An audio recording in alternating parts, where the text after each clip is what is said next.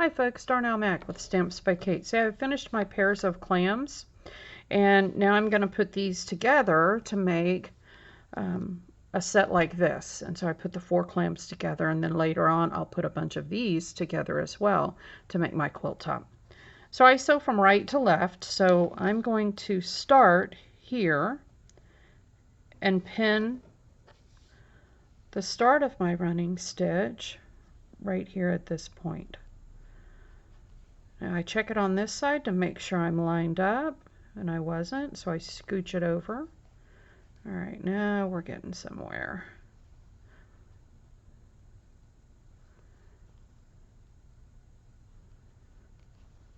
All right, there we go. Quite happy with that. And now, this is where it gets a little confusing. So I want this piece to be right here. And so I'm going to put my point. This is where I put my seam allowances out of the way. So on this one, I'm shoving it up. On this one, I'm shoving all of these to the side. So you can see all these are going to this direction. And the one on the back is coming out and away from, see, there's where my stitch line is. So I don't want any seam allowances there. And I put my pin in there. And I'm going to check on this side. Oh, look, see where the shinies are? They are not in the seam allowance, and it didn't grab any of my fabrics. So now I just want to control my fabric a bit. So I'm going to find that center line, that center point, and put these in there. There you go. Excellent. All right. Now, as with curves, you ease everything in there. So I can feel the fabrics between my thumb and my forefinger. So you want to check that, because that's going to tell you if there's any, I don't know, any puckers in the fabric right there that's not laying right. So I take my first stitch, and I should see the purple from that side. Oops, it's off a bit. So I'm going to scooch my fabric a bit. Much better.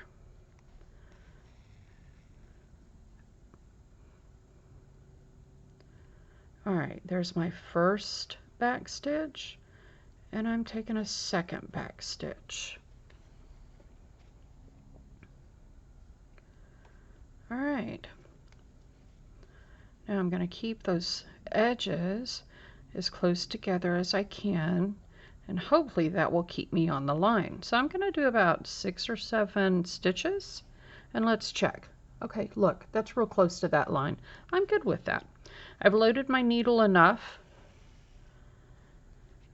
and as you saw on the last one, every now and then stop, because you can always get a knot in the thread, and I don't want to take these curved stitches out. So if I do a back stitch, I know I'm okay right there. So I did 2 back stitches. Now I'm at that straight pin, and I'm still pretty good. My goal is 2 to 3 thread lengths on either side of that line, and I'm good. This is a bias, so it's going to be fairly forgiving. That one's a little much, so I'm going to back out 3 or 4 stitches, line my fabric back up, and keep going. Much better.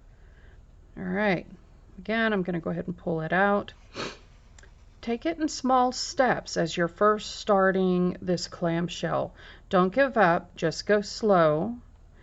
Do about a 1/2 inch or so, back stitch, and go to that last bit that takes you to that center point right here where I'm headed. So let's keep going. All right, let's make a check. Perfect. Ha, this makes me happy. That's so much fun. All right. Oh, I took my pin out. Now, I don't go past that pin because that is my seam allowance. So remember when we did it before, see, that is none of my fabrics, all my seam allowances are out and away of my needle right here. And that's the way you want it to be. And so I'm not going to go past this needle. Sorry, the straight pin. Go ahead and pull that through, leaving the straight pin there. I'm going to do my back stitch right here. So that's my first back stitch and my second back stitch. All right, so that's pretty tight. It's not gathering over here. Now I can take my straight pin out and let's take a look. Okay, that is about what I want, because I want that little bit of gap there, because that assures me I'm not in my seam allowance. Now, when we make this last part go together, that gap is going to close, so don't let that bother you. You might even see some differences in the seam allowance lengths. That could be just a difference of cutting. So we're mainly concerned about that stitch line. Okay, so I go up here, because now I'm going to stitch from here to here, and that means these 2 points have to match up. So right sides together. You want to keep that along that stitch path. That's a little too far away even for me. Okay, that's nice. All right, and so now I just start easing that fabric in there, and I want to get my points together kind of in the middle somewhere.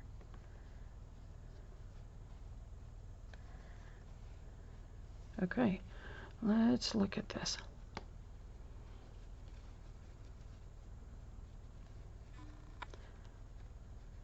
There we go. All right. I'm going to go ahead and put a pin there.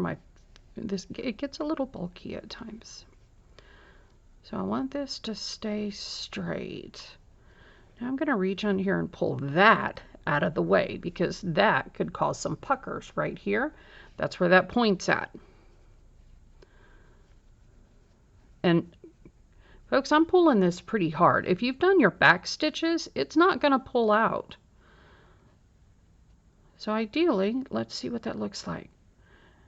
That's along the stitch path. Okay, there's the shinies there and here, and that's right on my, when you stamp it, you've got that dotted line that's the stitch line, and then you've got the stitch line over here. So that lines up well. Now, of course, all of this stuff right here does not, so I'm going to scooch it up there with my fingers. Okay, there we go. And again, this is getting a little fiddly. So I'm just going to put shove a straight pin in there just to make the fabric calm down. All right, I'm taking that pin out. Oh, look, my needle is still on the black fabric on this side where I finished it. No problem. Shove it through the fabric in the seam allowance. It's called traveling, so just travel through and just start with your first stitch. Now again, you're going to do a back stitch and a back stitch. You want that to be very tight. When in doubt, take a third one. This is what's going to make those points nice and sharp and cinch it up together. Now, if you're feeling some resistance or something in the needle as you're shoving it in there, you could be on a seam allowance. So make sure you check. You want to be feeling it with your fingers. Okay, so notice when I pull that, nothing gives, so I'm good. I like that. So now we're going to follow that stitch line. Now when you're stamping, you just need the stitch line to be dark enough that you can see it. So, see, I'm on the stitch line, the stamped line there, and I'm on the front. So now I can get rid of this straight pin. I'm good now. Like before, I'm going to go ahead and take a back stitch in case I break or knot my thread along the way. Now, this is starting to pucker a bit, so I'm going to flatten it out and ease it around that curve. I can usually do these very, very quickly. I'm going slow so that you guys can see how it works. These, once you get past the first 4 patches kind of a thing, it's going to go much faster. You're going to be surprised at yourself. Don't get rid of the ones that you're all frustrated with. Just include them. Bury them in the middle or on the edges where they're likely not going to be seen anyways. Goodness knows after you put the quilt top together, you actually quilt it and then launder it at some point, and all those fabrics, and it's just going to be even more puckered when you when all the fabric kind of starts shrinking and what have you, and you're never going to see those small imperfections. What you are going to see is all the colors and everything. So I've gotten to the last stitch, and I've done my 2 back stitches, and I'm pulling it to make sure that it's nice and tight. And notice it's right on top of that stitch line. All right, now I can cut my thread. Let's see what it looks like. See how nicely that little point came together? And now when you press this thing,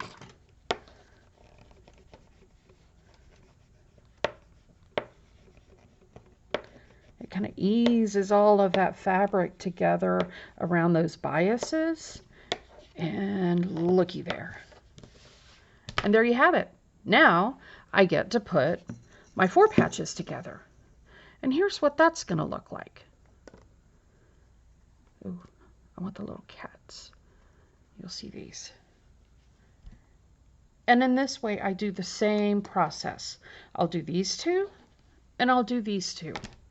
Once I've got these together, then I come back here and stitch from, and when I put these together, I'll go from here to here, back stitch, travel through the seam allowance, come onto this side with the cat here, back stitch, running stitch, knot my thread over here with some back stitches, travel through the seam allowance and go here. So you can go from here to here to here to here, and you're only limited by your thread length. If you go from here to here, midways in, and you break your thread, your thread you run out, that's actually the best place for it to run out. Knot some more thread, just take a few stitches on the other side and just continue on, and it'll work out like a champ that ways. And then you put these, and that'll make yourself another 4 patch here. And so enjoy this clamshell. It's a really cool little pattern. Have a great day, folks. I hope you enjoy your stitching, and we'll see you next time as I go to the next step with this quilt. We'll see what it turns out to be. All the best. Bye now.